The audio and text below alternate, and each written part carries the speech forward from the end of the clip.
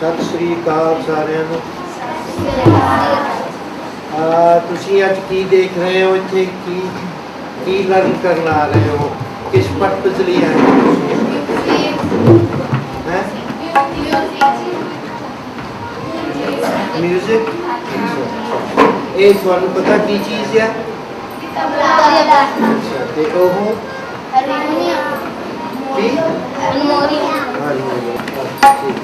ਅੱਜ बड़ी खुशी की गल है कि साडे नाल साडे इलाके के बहुत ही मशहूर और सिंगर अपने क्लासिकल म्यूजिक के नाल मास्टर हरिदेव जी साडे नाल शामिल है। तो इन्होंने मेरी एज दे ही आ, तकरीबन मेरी उम्र दे ही आ। तो इन्होंने जो बचपन शुरू किया कि ਤੁਹਾਡੇ ਵਰਗੇ ਸੀਗੇ ਇਹ ਜਦੋਂ ਇਹਨਾਂ ਨੇ ਸ਼ੁਰੂ ਕੀਤਾ ਤੇ ਅੱਜ ਕੱਲ੍ਹ ਇਹ ਪੜ੍ਹਾ ਰਹੇ ਆ ਸਾਰਿਆਂ ਨੂੰ, ਹਜ਼ਾਰਾਂ ਹੀ ਸ਼ਾਗਿਰਦ ਆ ਇਹਨਾਂ ਦੇ। ਸੋ ਤੁਸੀਂ ਇਹ ਤੁਹਾਨੂੰ ਦੱਸਣਗੇ ਵੀ ਸੰਗੀਤ ਕੀ ਚੀਜ਼ ਆ ਤੇ ਆਪਾਂ ਫਿਰ ਸੁਣ ਕੇ ਇਹਨੂੰ ਦੇਖਣਾ ਕਿ ਆਪਾਂ ਅੱਗੇ ਕਿੱਥੇ ਜਾਣਾ। ਤੇ ਮੈਂ ਬਹੁਤਾ ਟਾਈਮ ਨਾ ਲੈਂਦਾ ਹੋਇਆ ਆਪਣੇ ਜਿੰਨੇ ਵੀ ਸਰੋਤਾਗਣ ਆ ਉਹਨਾਂ ਤੋਂ ਮਾਸਟਰ ਜੀ ਖੁਦ ਆਪਣੀ ਦੱਸਣਗੇ ਕੀ ਗਾ ਰਹੇ ਆ ਤੇ ਬਾਕੀ ਅਸੀਂ ਵੀ ਸੁਣਵਈਏ ਹੀ ਹਾਂ। ਅਸੀਂ ਕੋਈ ਐਪਰੀਸ਼ੀਏਟ ਕਰਦੇ ਮਿਊਜ਼ਿਕ ਨੂੰ, ਗਾਉਣਾ ਸਾਨੂੰ ਕਦੇ ਨਹੀਂ ਆਇਆ ਤੇ ਮਾਸਟਰ ਜੀ ਸਾਨੂੰ ਜੋ ਵੀ ਸੁਣਾਉਣਗੇ ਅਸੀਂ ਸੁਣਾਂਗੇ। ਤੇ ਬੜੀ ਖੁਸ਼ੀ ਦੀ ਗੱਲ ਹੈ ਕਿ ਸਰਦਾਰ ਜੋਗਿੰਦਰ ਸਿੰਘ ਜੀ, ਇਹਨਾਂ ਦੇ ਬੜੇ ਭਾਈ ਸਰਦਾਰ ਕੁਲਦੀਪ ਸਿੰਘ ਜੀ, ਜਿਨ੍ਹਾਂ ਨੂੰ ਅਸੀਂ ਕਾਫੀ ਦੇਰ ਤੋਂ ਅਸੀਂ ਇੱਕ ਦੂਜੇ ਦੇ ਵਾਕਫ ਹਾਂ। ਮੈਨੂੰ ਯਾਦ ਹੈ ਇੱਥੋਂ ਥੋੜ੍ਹਾ ਜਿਹਾ ਅੱਗੇ ਜਾ ਕੇ ਇੱਕ ਦੋ ਮੋੜ ਕੇ ਨਾ ਇੱਕ ਲੈਫਟ ਸਾਈਡ 'ਤੇ ਇੱਕ ਮਕਾਨ ਸੀ ਕੀ ਨਾ ਸੀ ਪੰਡਿਤ ਜਿੱਥੇ ਮੈਂ ਪੰਡਿਤ ਬ੍ਰਿਜ ਲਾਲ। ਹਾਂ, ਪੰਡਿਤ ਬ੍ਰਿਜ ਲਾਲ। ਪੰਡਿਤ ਬ੍ਰਿਜ ਲਾਲ ਦੀ ਬੈਠਕ 'ਚ ਵਿਸਾਖੀ ਵਾਲੇ ਦਿਨ ਇੱਕ ਸੰਗੀਤ ਦੀ ਮਹਿਫਲ ਹੁੰਦੀ ਹੈ। ਸਾਡੇ ਪ੍ਰੋਪਰਾਂ ਦੇ ਹੁੰਦੇ ਸੀਗੇ ਰਾਗੀ ਗੁਰਬਚਨ ਸਿੰਘ, ਗਿਆਨੀ ਗੁਰਬਚਨ ਸਿੰਘ, ਅਤੇ ਇੱਕ ਰੁੜਖੀ ਦੇ ਹੁੰਦੇ ਸੀ ਮਾਸਟਰ ਗੁਰਦਾਸ ਰਾਮ। ਉਹਨਾਂ ਦੇ ਇੱਕ ਦੋ ਚੇਲੇ ਹੋਣੇ, ਇੱਧਰੋਂ ਮੈਂ ਗਾਉਣ ਲਈ ਹੋਣਾ, ਉੱਧਰੋਂ ਆਪਣੇ ਰਾਗੀ ਸਾਹਿਬ ਹੋਣੇ। ਰੁੜਖੀ ਦੇ ਹੁੰਦੇ ਸੀ ਕੀ ਖਾਨ ਸਾਹਿਬ, ਉਹਦਾ ਨਾਂ ਸੀ ਰਣਜੀਤ ਸਿੰਘ, ਉਹ ਤਬਲੇ 'ਤੇ। ਅਤੇ ਇੱਕ ਹੁੰਦੇ ਸੀ ਖਾਨਾ ਢੇਸੀਆਂ ਦੇ ਭਾਈ ਮਾਧੋ। ਤਾਂ ਇਹ ਲੋਕ ਇਹਨੇ ਇਕੱਠੇ ਹੋ ਕੇ ਉੱਥੇ ਸ਼ਾਸਤਰੀ ਸੰਗੀਤ ਦੀ ਮਹਿਫਲ ਲੱਗਦੀ ਸੀ ਬਗੈਰਾ 5-4 ਘੰਟੇ।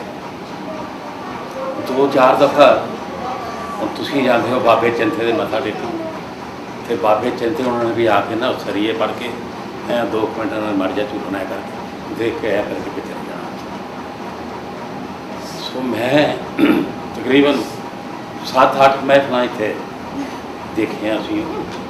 ਉਸ ਤੋਂ ਬਾਅਦ ਫਿਰ ਮਾਹੌਲ ਚੇਂਜ ਹੋ ਗਿਆ ਅਤੇ ਜਾਂ ਫਿਰ ਉਹ ਪੰਡਿਤ ਜੀ ਚਲੇ ਗਏ, ਉਹਨਾਂ ਵਿੱਚੋਂ ਕੁਛ ਲੋਕ ਸੁਧਾਰ ਗਏ। ਫਿਰ ਉਹ ਮਹਿਫਿਲ ਜਦੋਂ ਇਹਨਾਂ ਨੇ ਮੇਰੇ ਨਾਲ ਗੱਲ ਕੀਤੀ, ਮੈਂ ਕਿਹਾ ਵੀ ਸੈਮੀਨਾਰ ਤੋਂ ਉੱਥੇ ਹੁੰਦਾ ਸੀ ਪਰ ਬਹੁਤ ਦੇਰ ਹੋ ਗਈ ਹੁਣ, ਇਹ ਚੰਗੀ ਗੱਲ ਹੈ। ਸੋ ਮੈਂ ਇਹਨਾਂ ਦਾ बहुत ज़्यादा मशहूर हैं जिन्होंने कम से कम उत्थे बाहर के देश रहंदे हुए अपने पिंड का ख्याल रख के चलो बच्चों की स्टडी, बच्चों सिलाई कढ़ाई या बच्चों होर पेंटिंग वगैरह या कंप्यूटर का, क्योंकि युग बदलने के नाल सारा कुछ ही चेंज हो गया। हुण असीं जिहड़े पुराने पढ़े हुए असीं अजकल अनपढ़ या न्याणे कंप्यूटर खोलते थानूं नहीं पता की करते। तो इस करके हम युग के नाल ही पढ़ाइयाँ भी बदल गई। तो उसदे नाल जिहड़ा संगीत है ये एक विषय, एक सबजैक्ट बन के स्कूलों में कालजा जिदा ये आप करते हैं ना, ये प्री यूनिवर्सिटी MA BA यदी भी PhD होंगी। मेरे को गुराया MA तक सेंटर हर डिस्ट्रिक्ट एक सेंटर होंदा है इन्ने का, वो मेरे पास है। ਉਹਦੇ ਵਿੱਚ ਅਸੀਂ ਆਪਣੇ ਇਲਾਕੇ ਦੇ ਕਾਫੀ ਲੋਕਾਂ ਨੂੰ ਐਮਏ ਕਰਾ ਕੇ ਲੈਕਚਰਰ ਇਨ ਮਿਊਜ਼ਿਕ ਜਾਂ ਹਾਇਰ ਸੈਕੰਡਰੀ ਸਕੂਲਾਂ 'ਚ ਜਾਂ ਕਾਲਜਾਂ ਵਿੱਚ ਨਿਯੁਕਤੀ ਕੀਤੀ। ਕਮ ਸੇ ਕਮ ਮੇਰੇ 10-15 ਸ਼ਾਗਿਰਦ ਹੋਣਗੇ ਜਿਹੜੇ ਕਾਲਜਾਂ ਵਿੱਚ ਸੈੱਟ ਹੋਏ ਆ ਜਾਂ ਸਕੂਲਾਂ 'ਚ ਮਿਊਜ਼ਿਕ ਲੈਕਚਰਰ। ਸੋ ਇਹ ਪੜ੍ਹਾਈ ਜਿਹੜੀ ਹੈ ਇਹ ਸਿੱਖੇ ਤੇ ਤਾਂ ਘੱਟ ਆਉਂਦੀ ਹੈ, ਕਿਉਂਕਿ ਲੈ ਇੱਕ ਐਸੀ ਚੀਜ਼ ਹੈ, ਈਸ਼ਵਰ ਨੇ ਲੈ ਪ੍ਰਦਾਨ ਜਿਹੜੀ ਆਪਾਂ ਵੀ ਹੈ ਨਾ, ਆਪਾਂ ਵੀ ਹਰ ਕੰਮ ਲੈ 'ਚ ਕਰਦੇ ਹਾਂ। ਜਦ ਲੈ ਵਿਗੜਦੀ ਹੈ ਉਦੋਂ ਐਕਸੀਡੈਂਟ ਹੁੰਦਾ। ਆਪਾਂ ਚੱਲਦੇ ਹਾਂ ਤਾਂ ਵੀ ਆਪਣੀ ਸਪੀਡ ਇੱਕੋ ਜਿਹੀ ਹੁੰਦੀ ਹੈ, ਜੇ ਸਪੀਡ ਤੇਜ਼ ਕੀਤੀ ਹੈ ਆਪਾਂ ਤੇਜ਼ ਹੀ ਤੁਰਦੇ। ਆਪਾਂ ਪਾਣੀ ਪੀਂਦੇ ਹਾਂ, ਉਹ ਘੁੱਟ ਦਾ ਵੀ ਟਾਈਮ ਹੈ, ਇੱਕ ਨਿਕਲ ਗਿਆ ਦੂਆ ਘੁੱਟ ਗਿਆ। ਖਾਂਦੇ ਹਾਂ, ਮੂੰਹ ਵੀ ਆਪਣਾ ਲੈ ਦੇ ਹਿਸਾਬ ਨਾਲ ਹੀ। ਡਰਾਈਵਿੰਗ ਹੈ, ਇਹ ਸਾਰੀ ਲੈ ਹੈ। ਜਾਂ ਡਰਾਈਵਰ ਨੇ ਦੇਖ ਲਿਆ ਵੀ ਉਹ ਗੱਡੀ ਪਾਸ ਕਰਨੀ ਹੈ, ਕਿੰਨੇ ਟਾਈਮ 'ਚ ਹੋ ਜਾਊ, ਜੇ ਥੋੜਾ ਟਾਈਮ ਦੇ ਅੰਦਰ ਹੋ ਗਈ ਠੀਕ, ਨਹੀਂ ਤਾਂ ਐਕਸੀਡੈਂਟ ਹੈ। ਇਸ ਕਰਕੇ ਲੈ ਜਿਹੜੀ ਹੈ ਉਹ ਸਿੱਖੇ ਤੇ ਘੱਟ ਆਉਂਦੀ ਹੈ। ਜਿਨ੍ਹਾਂ ਨੂੰ ਕੁਦਰਤੀ ਦੇਣ ਹੈ ਉਹਨਾਂ ਵਾਸਤੇ ਇਹ ਬਹੁਤ ਵੱਡੀ ਈਸ਼ਵਰ ਦੀ ਗਨੀਮਤ ਹੈ, ਲੈ ਨੂੰ ਸਮਝਣਾ। ਦੂਸਰਾ ਹੈ ਸਵਰ। ਆਪਾਂ ਤੁਸੀਂ ਨਾਂ ਸੁਣੇ ਹੋਣਗੇ, 4 ਵੇਦ ਨੇ, ਰਿਗਵੇਦ, ਯਜੁਰਵੇਦ, ਅਥਰਵਵੇਦ ਔਰ ਸਾਮਵੇਦ। ਉਹਨਾਂ ਵਿੱਚੋਂ ਜਿਹੜਾ ਸਾਮਵੇਦ ਹੈ ਉਹ ਸਾਰਾ ਹੀ ਸੰਗੀਤ 'ਤੇ ਆਧਾਰਿਤ ਹੈ, ਸਾਰਾ ਹੀ ਸੰਗੀਤ 'ਤੇ ਆਧਾਰਿਤ ਹੈ। ਗੁਰੂ ਨਾਨਕ ਦੇਵ ਜੀ ਨੇ ਜਿਹੜੇ ਨਾਲ ਮਰਦਾਨਾ ਤੇ ਆਪਣੇ ਬਾਲਾ ਤੇ ਮਰਦਾਨਾ ਸਨ, ਉਹਨਾਂ ਨਾਲ ਤੋਂ ਬਾਲਾ ਤੇ ਚੌਰ ਚਲਾਉਂਦੇ ਹੁੰਦੇ ਸੀ ਉਹਨਾਂ 'ਤੇ। ਉਹਨਾਂ ਦੀ ਜਦ ਰੂਹ ਕਰਨੀ ਗੁਰੂ ਨਾਨਕ ਦੇਵ ਜੀ ਦੀ, ਪਹਿਲਾਂ ਵੀ ਮਰਦਾਨੇ ਰਵਾਬ ਛੇੜ ਬਾਣੀ ਆਈ। ਉਹ ਰਵਾਬ ਜਿਹੜੀ ਛੇੜਦੇ ਸੀ ਉਹਨਾਂ ਨੂੰ ਇੰਨਾ ਜਿਹੀ ਨੌਲੇਜ ਨਾ ਸੀ। ਇਹ ਤਾਂ ਗੁਰੂ ਨਾਨਕ ਦੇਵ ਜੀ ਦੀ ਕਿਰਪਾ ਸੀ, ਉਹਨਾਂ ਨੇ ਉਹਨਾਂ ਦੇ ਵਿੱਚ ਇੰਨਾ ਹੁਨਰ ਭਰ ਦਿੱਤਾ ਕਿ ਬਿਨਾਂ ਸਿੱਖਾਂ ਵੀ ਤੂੰ ਵਜਾਈ ਜਾਏ। ਜਦ ਉਹ ਤਾਰਾਂ ਦੀ ਗੂੰਜ, ਜਿਹਨੂੰ ਅਸੀਂ ਕਹਿੰਦੇ ਹਾਂ, ਉਹਨਾਂ ਤਾਰਾਂ ਦੀ ਵਾਈਬ੍ਰੇਸ਼ਨ ਨਾਲ ਇੱਕ ਮਾਹੌਲ ਪੈਦਾ ਹੁੰਦਾ ਸੀ, ਤਾਂ ਉਹ ਅੱਖਾਂ ਮੀਟ ਕੇ ਗੁਰਬਾਣੀ ਦਾ ਉਚਾਰਨ ਕਰਨ ਨਾਲ ਉਹਨੇ ਗੁਰਬਾਣੀ ਉਚਾਰਨ ਕਰਕੇ ਉਸ ਸਮੇਂ ਪੁਰਾਣੇ ਬਹੁਤ ਦੇਰ ਦੇ ਵਿਦਵਾਨ स्वामी हरिदास ਜਿਹੜੇ ਤਾਨਸੈਨ ਦੇ ਉਸਤਾਦ ਸੀ, ਉਹ ਲੋਕ ਜਾਂ ਅੱਛੇ ਪੁਰਾਣੇ ਸੰਤ, ਉਹਨਾਂ ਲੋਕਾਂ ਨੂੰ ਇਹ ਵਿਦਿਆ ਆਉਂਦੀ ਸੀ, ਕਿਉਂਕਿ ਸੰਗੀਤ ਹਜ਼ਾਰਾਂ ਸਾਲ ਪਹਿਲਾਂ ਦਾ, ਜਦ ਤੋਂ ਦੁਨੀਆ ਬਣੀ ਹੈ ਇਹ ਉਤੋਂ ਹੀ ਸੰਗੀਤ ਹੈ। ਸੋ ਸੰਗੀਤ ਜਿਹੜਾ ਸਾਡਾ ਗ੍ਰੰਥ ਹੈ ਸਾਮਵੇਦ, ਉਹਨੇ ਦੱਸਿਆ ਕਿ ਸਭ ਤੋਂ ਪਹਿਲੀ ਵਿਦਿਆ ਇਹ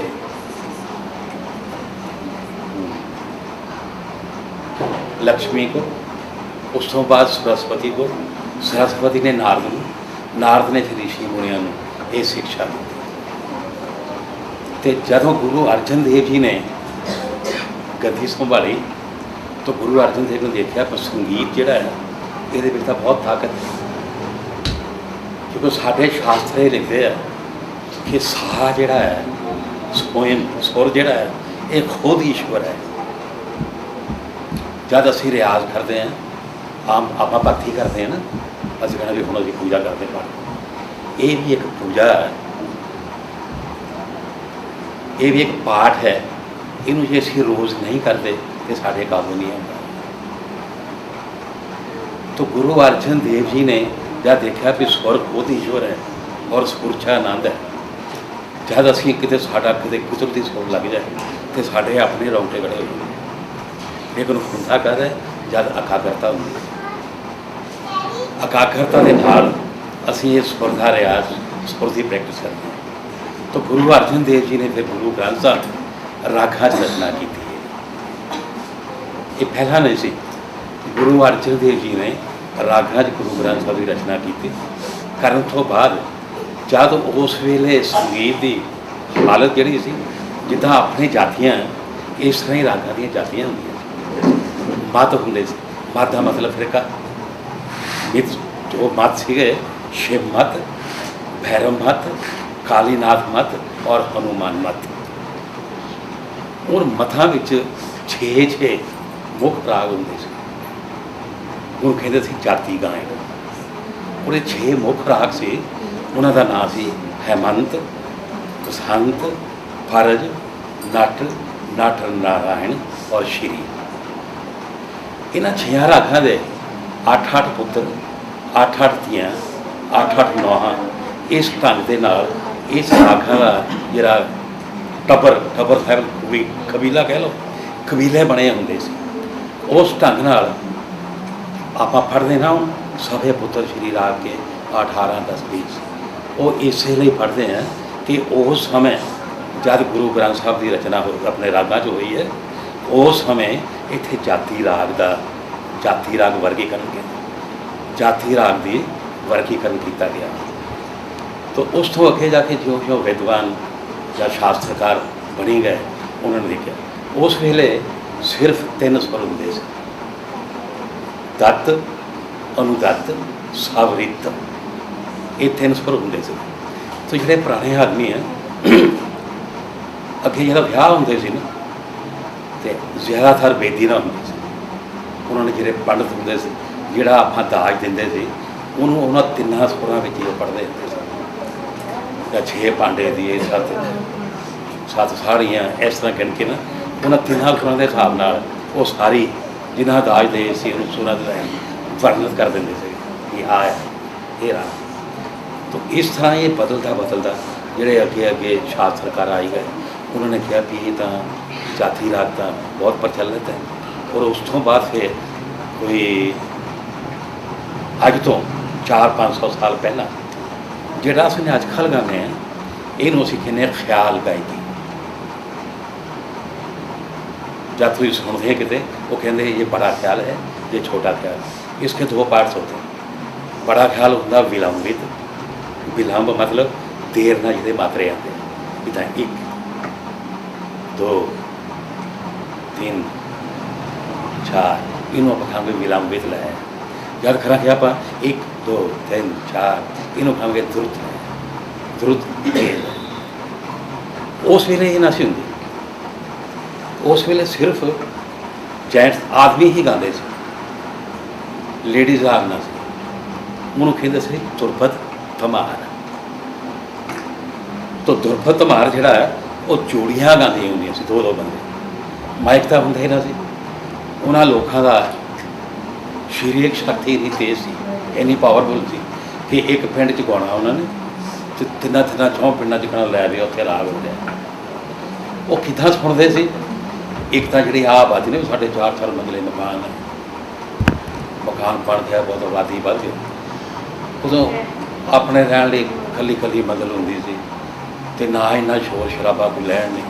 वो भी एक जगह शांतमय माहौल होंदा सी। ते रात में फिर तबला बजदा सी, अजकल तो आप सियाही लाने, वो उत्थे 8 लाते सी। वो 8 ने जब धमक पैनी तो 3-4 पिंडां च पता लगना भाई यार राग हो गया। और जोड़ियां गांदियां सी, 2-2 बंदे पानी के लोटे रख लेने। अजकल असीं गाउने सथाई अंतरा, उदों होंदे सी 4 भाग, सथाई, अंतरा, संचारी, अभोग। और भोग इन्ना उच्चा होंदा सी कि वो बैठे बैठे खड़े हो जाते सी, आवाज़ खड़े होकर लगनी। उन्हां विच फिर हुंदा की सी, वो लयकार लोग सी जिहड़ियां असीं अजकल ताना मारते हैं, तुसीं सुणदे हैं कवालियां गोलियां सारे गारे मागारे का बोलते हैं, ये ना सी हुंदा। उदों हुंदा सी लय जिहड़ी सी बंदिश गाणी है वो भगती रस दी हुंदी सी, या वीर रस दी हुंदी सी, या श्रृंगार रस दी हुंदी सी। उन्होंने उहदे विच 1 दे विच 2, 2 दे विच 3, 3 च 4 बीट वही लगी।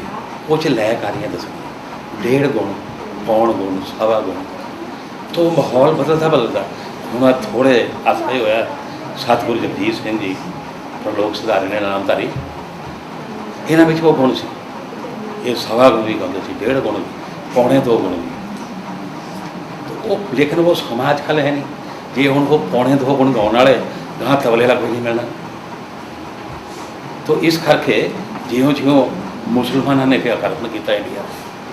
ਉਹ ਜਿੰਨੇ ਸਾਡੇ ਵੇਦ ਸ਼ਾਸਤਰ ਗ੍ਰੰਥ ਸੀਗੇ ਉਹ ਸਾਰੇ ਔਰੰਗਜ਼ੇਬ ਨੇ ਉਹ ਸੰਗੀਤ ਦਾ ਬਿਲਕੁਲ ਸਤਿਆਨਾਸ਼ ਕਰ ਦਿੱਤਾ। ਉਹਨੂੰ ਕਹਿੰਦੇ ਆ ਸੰਗੀਤ ਦਾ ਦੁਸ਼ਮਣ ਔਰੰਗਜ਼ੇਬ। ਉਹਨੇ ਕੋਈ ਅੱਛਾ ਗ੍ਰੰਥ ਨਹੀਂ ਛੱਡਿਆ। ਔਰ ਜਦ ਮੁਹੰਮਦ ਗੌਰੀ ਇੰਡੀਆ ਤੇ ਆਏ ਉਹਨਾਂ ਨੇ ਆਪਣਾ ਪ੍ਰਚਾਰ ਸ਼ੁਰੂ ਕਰ ਦਿੱਤਾ। ਜੋ ਇਰਾਨੀ ਮਿਊਜ਼ਿਕ ਸੀ ਉਹਦੇ ਵਿੱਚ ਅਸੀਂ ਗਾਉਂਦੇ ਸੀ ਓਮ ਨਮੋ ਨਾਰਾਇਣ ਹਰੇ ਜਾਂ ਤੂੰ ਹੀ ਅਨੰਤ ਹਰੀ ਲਫ਼ਜ਼ ਬੋਲ ਲੈ ਕੇ ਨਾ ਉਹਦੀ ਵਰਤ ਕਰਨੀ। ਉਹਨਾਂ ਨੇ ਇਹ ਲਫ਼ਜ਼ ਕੱਢ ਕੇ ਨੌਮ ਥੋਮ ਲਾਤਾ, ਨੌਮ ਥੋਮ ਤੀਰੇ ਨੈਣਾ ਨੈਣਾ ਨੈਣਾ ਕਰਕੇ। ਆਹ ਜਿਹੜਾ ਆਪਾਂ ਠੂਰੀ ਆਪਣੇ ਟੱਪਾ ਗੀਤ ਗਜ਼ਲ ਇਹ ਜਿੰਨੇ ਵੀ ਆ ਇਹ ਮੁਸਲਮਾਨਾਂ ਨੇ ਹਿੰਦੁਸਤਾਨ 'ਚ ਲਿਆ। ਗੁਲਾਮ ਨਬੀ ਸ਼ੋਰੀ ਹੋਏ ਦਿੱਲੀ ਦੇ, ਉਹਨਾਂ ਨੇ ਕਾਫੀ ਕਵਾਲੀਆਂ ਖੋਲੀਆਂ ਲੈ ਕੇ ਯਾਨੀ ਮੁਸਲਮਾਨਾਂ ਦੇ ਘਰ ਬਣ ਆਉਣ 'ਚ ਜਿਹੜਾ ਹਿੰਦੁਸਤਾਨੀ ਸੰਗੀਤ ਅਸਲੀ ਸੀ ਉਹ ਸਮਾਪਤ ਹੋ ਗਿਆ। ਉਸ ਤੋਂ ਬਾਅਦ ਉਹਨਾਂ ਨੂੰ ਜਿਹੜੇ ਅੱਛੇ ਸੰਗੀਤਕਾਰ ਸੀ ਜਾਂ ਅੱਛੇ ਗ੍ਰੰਥਕਾਰ ਸੀ ਉਹਨਾਂ ਨੇ ਇਹ ਵੀ ਡਰਨਾ ਕਿ ਇਹ ਸਾਡਾ ਕਿਸੇ ਨੇ ਨਾਂ ਲੈ ਦਿੱਤਾ ਵੀ ਇਹ ਕੋਈ ਗ੍ਰੰਥ ਹੈ ਅਤੇ ਮੁਸਲਮਾਨਾਂ ਨੇ ਸਾਨੂੰ ਸੁਣਨਾ। ਉਹ ਲੋਕਾਂ ਨੇ ਲਿਖ ਕੇ ਨਾ ਉਹਨਾਂ 'ਚ ਹੋਏ ਇੱਕ ਪੰਡਤ ਭਾਗ ਖੰਡੇ ਨੇ ਸੰਗੀਤ ਦੇ 8 ਭਾਗ ਲਿਖੇ। ਉਹਨਾਂ ਨੇ ਅੱਛੇ ਆਰਟ ਚੋਰੀ ਬੁਲਾਉਣੇ, ਉਹਨਾਂ ਦਾ ਗਾਣਾ ਸੁਣ ਕੇ ਉਹਨਾਂ ਦੀ ਸਵਰ ਲਿਪੀ ਨੋਟ ਕਰਕੇ ਗ੍ਰੰਥ ਬਣਾਏ ਜਿਹਦੇ ਨਾਲ ਅੱਜ ਕੱਲ੍ਹ ਸਾਡਾ ਹਿੰਦੁਸਤਾਨੀ ਸੰਗੀਤ ਕਾਇਮ। ਨਹੀਂ ਤਾਂ ਇਹਦੀ ਦਿਸ਼ਾ ਬਹੁਤ ਮਾੜੀ ਹੋਈ। ਹੁਣ ਕਰ ਉਸ ਤੋਂ ਬਾਅਦ ਜਿਉਂ ਜ਼ਮਾਨਾ ਬਦਲਦਾ ਤਿਉਂ ਤੋਂ ਸਭ ਕੁਛ ਸਾਰਾ ਕੁਝ ਪਰਿਵਰਤਨ ਹੁੰਦਾ। ਹੁਣ ਸਾਡੇ ਪੰਜਾਬ 'ਚ ਇਹ ਹੋ ਗਿਆ ਕਿ ਅੱਗੇ ਤਾਂ ਚਲੋ ਪੰਜਾਬੀ ਗੀਤ ਹੁੰਦੇ ਸੀ, ਹੁਣ ਅਸੀਂ ਪੰਜਾਬੀ ਘੱਟ ਕਹਿੰਦੇ ਹਾਂ, ਲੱਛਣ ਜ਼ਿਆਦਾ ਕਹਿੰਦੇ ਹਾਂ।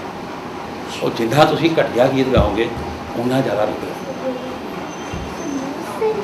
ਸਵੇਰ ਨੂੰ ਗੁਰਦੁਆਰਾ ਸਾਹਿਬ 'ਚ ਪਾਠ ਹੁੰਦਾ, ਮੰਦਿਰ 'ਚ ਘੰਟੀਆਂ ਵੱਜਦੀਆਂ ਅਤੇ ਉਹ ਟਰੈਕਟਰ ਵਾਲੇ ਲੰਘਦੇ ਆ, ਕੀੜੇ ਪਹਿਣਗੇ ਮਰੇਗੀ ਸੱਪ ਲੜ ਕੇ ਮਿੱਤਰਾਂ ਨੂੰ ਦਗਾ ਦੇਣੀ। ਸਵੇਰੇ 5-4 ਵਜੇ ਦੇ ਘੱਟ ਉੱਚੀ ਲਾਏ ਹੁੰਦੇ ਇਹਨਾਂ ਟਰਾਲੀਆਂ। ਅਸੀਂ ਦੇਖੀਦਾ ਕਿ ਇਹਨਾਂ ਦਾ ਦਿਮਾਗ ਕਿੱਥੇ। ਤੁਸੀਂ 25-30 ਹਜ਼ਾਰ ਰੁਪਈਆ ਵੀ ਕਰਵਾਇਆ, ਸੁਣਦੇ ਕੀ ਹੋ। ਤੋ ਇਸ ਕਰਕੇ ਨਾ ਇਹਨਾਂ ਲੋਕਾਂ ਨੇ ਸੰਗੀਤ ਦਾ ਜਿਹਨੂੰ ਕਹਿੰਦੇ ਪੱਠਾ ਬਣਨ ਵਾਲੀ ਗੱਲ ਕਰਦੇ। ਬਾਕੀ ਇਹ ਵੀ ਸੰਗੀਤ ਵਿੱਚ ਇੱਕ ਐਸੀ ਚੀਜ਼ ਹੈ, ਤੁਸੀਂ ਅੱਛੀ ਕਵਿਤਾ ਕੋਈ ਲੈ ਲਓ, ਉਹਨੂੰ ਤੁਸੀਂ ਕੰਪੋਜ਼ ਕਰ ਲਓ, ਗਾ ਲਓ। ਇੱਕ ਮੇਰੇ ਕੋਲ ਆਇਆ, ਸਤਿ ਸ਼੍ਰੀ ਅਕਾਲ ਜੀ, ਮੈਂ ਕਿਹਾ ਸਤਿ ਸ਼੍ਰੀ ਅਕਾਲ, ਮੈਂ ਜੀ ਇੱਕ ਤਕਲੀਫ ਦੇਣੀ, ਮੈਂ ਕਿਹਾ ਦੱਸੋ। ਇੱਕ ਕੰਪੋਜੀਸ਼ਨ ਬਣਾਉਣੀ ਹੈ। ਮੈਂ ਕਿਹਾ ਕਿੱਥੋਂ ਆਇਆ? ਮੈਂ ਜੀ ਪਧਾਣੇ ਤੋਂ ਆਇਆ, ਗੜ੍ਹ ਪਧਾਣਾ। ਮੈਂ ਕਿਹਾ ਲਰਨ ਦਿਖਾ ਦਿੱਤੀ। ਉਹਦੇ ਪਰ ਲਿਖਿਆ ਚੱਕ ਚਰਖਾ ਪੀੜ ਨੂੰ ਖਰ ਲਾਂਭੇ ਮਿੱਤਰਾਂ ਨੇ ਭੋਗ ਬੰਨ੍ਹਣਾ। ਮੈਂ ਆ ਗਿਆ ਚੱਕ ਧੜਿਆ ਤੇ ਇਹਦੀ ਕੀ ਬੋਝ ਬਣੂਗੀ? ਤੋ ਜਿਹਨੇ ਤੈਨੂੰ ਲਿਖ ਕੇ ਦਿੱਤਾ ਉਹਨੇ ਆਪੇ ਕਰ ਲਿਖੀ। ਕਿਉਂਕਿ ਅੱਜ ਕੱਲ੍ਹ ਸ਼ਾਇਰ ਜਿੰਨੇ ਵੀ ਆ ਨਾ ਉਹ ਲਿਖਦੇ ਕੰਪੋਜੀਸ਼ਨ 'ਤੇ, ਔਰ ਜਿਹੜਾ ਲੈਣਾ ਉਹਨੂੰ ਕਹਿੰਦੇ ਲੈ ਵੀ ਮੈਂ ਇੱਦਾਂ ਬਣਾਇਆ ਹੈ, ਇੱਦਾਂ ਹੀ ਗਾਇਆ।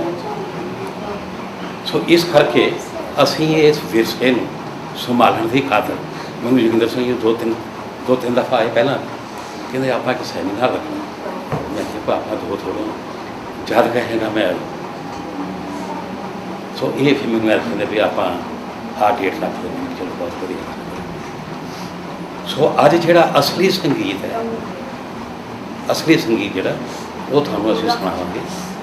ਇਹ ਆਪ ਤਿੰਨੇ ਮੇਰੇ ਚੇਲੇ, ਇਹਨਾਂ ਨੂੰ ਮੈਂ ਤਦ ਹੀ ਬੁਲਾਇਆ ਸੀ ਕਿ ਛੋਟੇ ਬੱਚੇ ਹੋਣੇ ਉੱਤੇ, ਅਤੇ ਉਹਨਾਂ ਨੂੰ ਥੋੜ੍ਹਾ ਜਿਹਾ ਪਤਾ ਲੱਗੇਗਾ ਵੀ ਅਸਲੀ ਸੰਗੀਤ ਕੀ ਚੀਜ਼। ਇਸ ਸੰਗੀਤ ਨਾਲ ਜੇ ਤੁਸੀਂ ਜਿਹਦੀ ਕੋਈ ਰੁਚੀ ਬਣਦੀ ਹੈ ਕਿ ਮੈਂ ਸਿਰਫ ਸੰਗੀਤ ਸਿੱਖਣਾ, ਇਹ ਸਿਰਫ ਸਿੱਖਣ ਨਾਲ ਨਹੀਂ, ਤੁਸੀਂ ਇਹਦੀ ਡਿਗਰੀ ਕਰੋ। ਡਿਗਰੀ ਕਰਨਾ ਤੁਸੀਂ ਕਿਤੇ ਜਥਾ ਬਣਾ ਲਿਆ, ਤੁਸੀਂ ਬਾਹਰ ਜਾਣ ਲਈ ਸਟੈਂਪ ਲਾਉਣੀ ਹੈ, ਇਹ ਸਰਟੀਫਿਕੇਟ ਕੰਮ ਆਉਂਦੇ।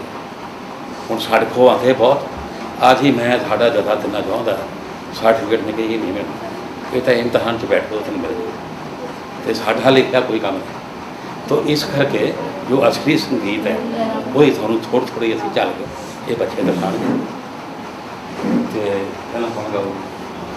ਇਹ ਰਾਹੁਲ ਸ਼ਰਮਾ ਮੇਰੇ ਕੋਲ ਪਕੌੜੇ ਆਉਂਦੇ, ਅਤੇ ਥੋੜ੍ਹੇ ਜਿਹਾ ਨਾ ਥੋੜ੍ਹਾ ਜਿਹਾ, ਤੋ ਇਹਨੂੰ ਬੈਠੇ ਧਿਆਨ ਨਾਲ ਸੁਣੋ, ਤੁਹਾਡੀ ਸਵਰ ਔਰ ਲੈਅ ਦਾ ਕੰਬੀਨੇਸ਼ਨ ਕਿਸ ਤਰ੍ਹਾਂ ਜੀ ਦੀ ਬਦੌਲਤ ਹੈ एक अच्छे सिंगर के नाल एक बहुत प्यारे इंसान भी है, इन्हों तो असीं बहुत कुछ सीखा है और अज इन्हों के थ्रू असी अगे थोड़े सामने गान जा रहे हैं। सो तुहाडी सारिਆਂ की इजाजत चाहांगा, गुरु जी का आशीर्वाद नाल शुरू करन जा रहे हैं। मैं गान जा रहा जी राग कलिंगड़ा।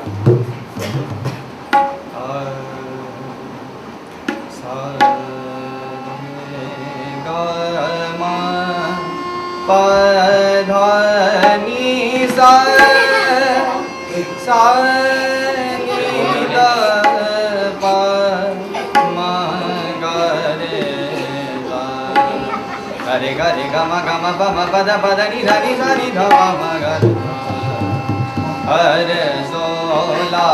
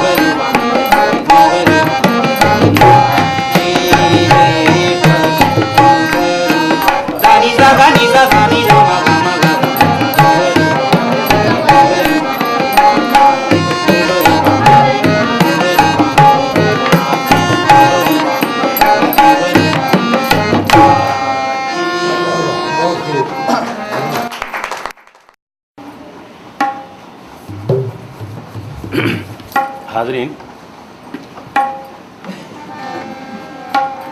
तो मैं इन्हों के रुचि मुताबिक ही शुरू होना।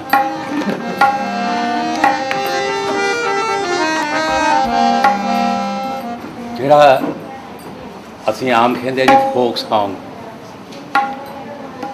फोक का मतलब हुंदा जिस स्टेट का फोक है उस स्टेट के रस्मो रिवाज, ब्याह शादी गमी, उहदे आधार के उत्ते जो कविता लिखी होंगी है उन्होंने असीं फोक सॉन्ग कहते हैं।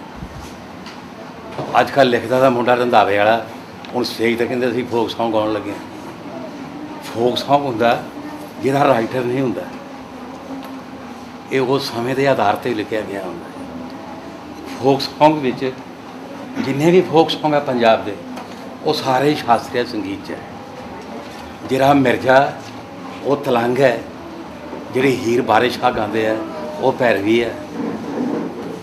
सो जिन्हें भी आए ये सारे क्लासिकल आधारित फोक सॉन्ग।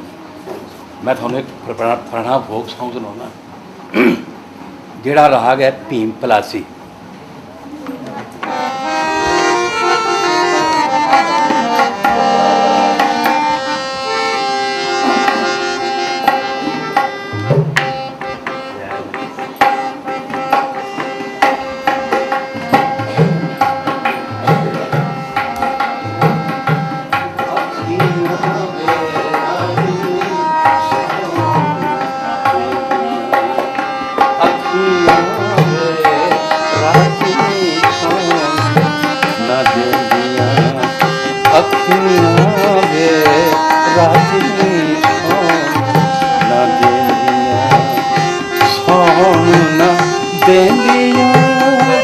बड़ा दुख देंदियां सोन देंदियां, बड़ा दुख देंदियां अखियां वे राती सो देंदियां, अखियां वे राती सो देंदियां, सोन देंदियां बड़ा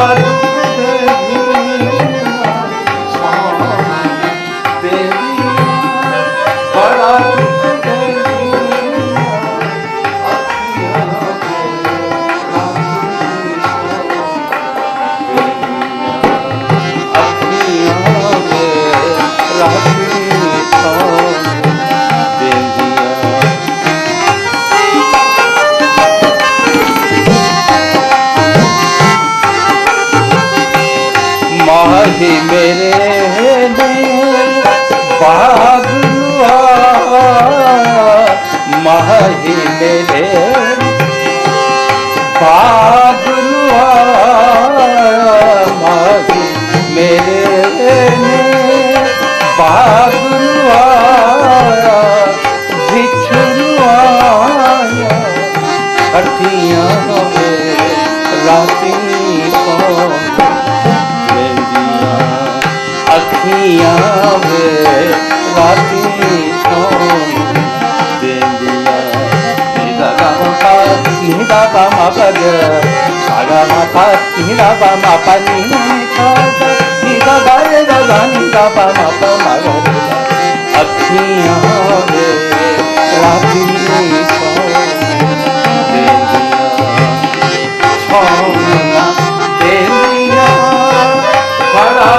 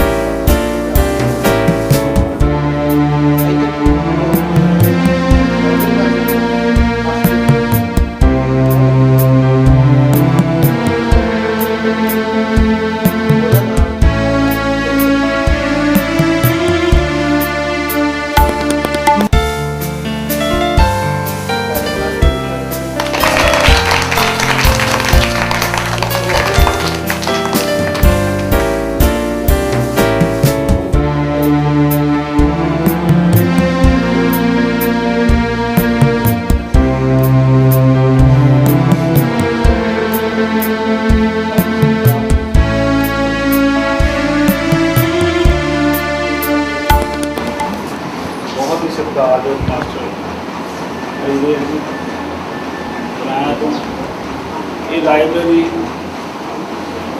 ਦਿਨ ਰਾਤ ਆਪਣੀਆਂ ਪਲੰਘਾਂ ਪੁੱਟਦੀ ਕੇ ਜਾ ਰਹੀ ਹੈ, ਜਿਵੇਂ ਕਿ ਵੱਖ-ਵੱਖ ਖਿੱਤਿਆਂ ਦੇ ਇਸ ਲਾਇਬ੍ਰੇਰੀ ਵਿੱਚ ਕਾਫੀ ਤਰੱਕੀਆਂ, ਕਾਫੀ ਬੁਲੰਦੀਆਂ ਛੂਹਿਆ। ਉੱਥੇ ਇਸ ਨਗਰ ਦੀ ਮੰਗ ਨੂੰ ਰੱਖਦੇ ਹੋਏ, ਇਲਾਕੇ ਦੀ ਮੰਗ ਨੂੰ ਰੱਖਦੇ ਹੋਏ ਕਲਸੀ ਉਹਨਾਂ ਨੇ ਇਹ ਜੋ ਅੱਜ ਉਪਰਾਲਾ ਕੀਤਾ ਹੈ ਇਹ ਬਹੁਤ ਹੀ ਜ਼ਿਆਦਾ ਸ਼ਲਾਘਾਯੋਗ ਹੈ, ਕਿਉਂਕਿ ਇਹ ਇੱਕ ਧਾਰਮਿਕ ਨਗਰ ਹੋਣ ਦੇ ਨਾਤੇ ਇਸ ਪਿੰਡ ਵਿੱਚ ਕੀਰਤਨ ਪੱਖੋਂ ਨਗਰ ਸਭ ਤੋਂ ਅੱਗੇ ਹੈ। ਇਸ ਕਰਕੇ ਇਸ ਦੀ ਬਹੁਤ ਹੀ ਜ਼ਿਆਦਾ ਜ਼ਰੂਰੀ ਮੰਗ ਸੀ ਇਸ ਇਲਾਕੇ ਦੀ। ਅਸੀਂ ਸਮੂਹ ਇਲਾਕਾ ਵਾਸੀਆਂ ਨੂੰ ਸਰਦਾਰ ਜੀਵਨ ਸਿੰਘ ਕਲਸੀ ਦਾ ਬਹੁਤ ਬਹੁਤ ਧੰਨਵਾਦ ਕਰਦੇ ਹਾਂ, ਇੱਕ ਕਲਸੀ ਸਾਹਿਬ ਦਾ ਧੰਨਵਾਦ ਕਰਦੇ ਹਾਂ ਅਤੇ ਮਾਸਟਰ ਹਰੀਦੇਵ ਜੀ ਦਾ ਵੀ ਬਹੁਤ ਬਹੁਤ ਧੰਨਵਾਦ ਕਰਦੇ ਹਾਂ। ਜਿਨ੍ਹਾਂ ਨੇ ਆਪਣਾ ਕੀਮਤੀ ਸਮਾਂ ਕੱਢ ਕੇ ਸਾਡੇ ਲਾਇਬ੍ਰੇਰੀ ਨੂੰ ਆ ਕੇ ਬਹੁਤ ਹੀ ਮਾਣ ਬਖਸ਼ਿਆ ਹੈ। ਧੰਨਵਾਦ।